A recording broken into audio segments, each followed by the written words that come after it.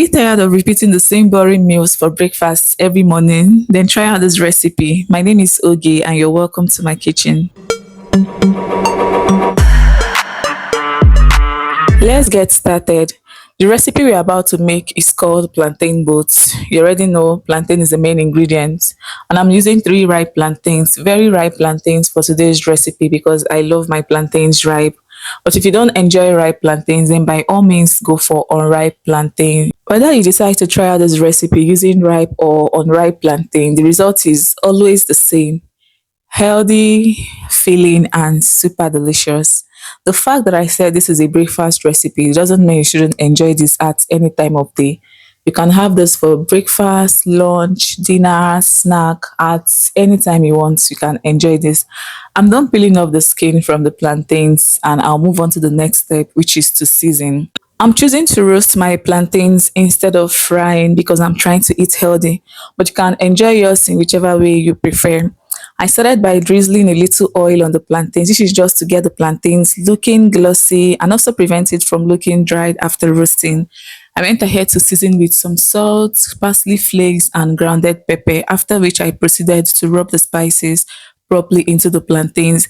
This is totally optional, though. You can roast your plantain without adding any spices, or you can switch it up and season with your favorite spices and herbs. Just do whichever one that works for you. After that, I proceeded to make an incision on the plantain. We are trying to create the illusion of a boat or a canoe. You find out the reason for this as the video progresses. If you've watched up to this point, thank you so much for staying with me. It means a lot.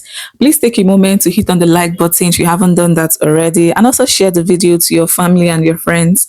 I'm sure they will thank you. The plantain is ready to go into the oven and I'm placing it on my oven rack. I transferred into the oven. I let it roast for about 30 minutes thereabouts. To prepare my filling, I added a little amount of cooking oil into my pan. Let that heat up before going in with my seasoned beef. I seasoned the beef with some garlic powder, ginger powder, a little salt, pepper, parsley flakes, and a little amount of cooking oil to help bind the spices together, and I marinated for about 30 minutes. Kindly check out the description box of this video for more information. As always, I'll drop the list of ingredients in the description box. Please do well to check that out later. I kept stirring and frying the beef, and this took about 5 minutes. All the ingredients needed for my filling is ready. I have my well seasoned and properly fried beef.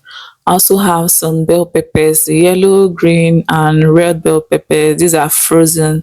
I also have some finely chopped onions. To prepare the filling, I added a little amount of cooking oil into my pan, let that heat up before going in with my chopped onions. I sauteed and fried this for about 2 minutes, and then I added some scotch bonnet pepper. One thing I like about this recipe is that there is room for change. You can always switch up the ingredients for your filling and enjoy this meal in different ways. For short videos, kindly check out my YouTube shorts, TikTok videos, Instagram and Facebook reels. I have videos that are 60 minutes long or less on these platforms, and I'm sure you enjoy watching them. So please do well to search for Oge Anyoko on all platforms.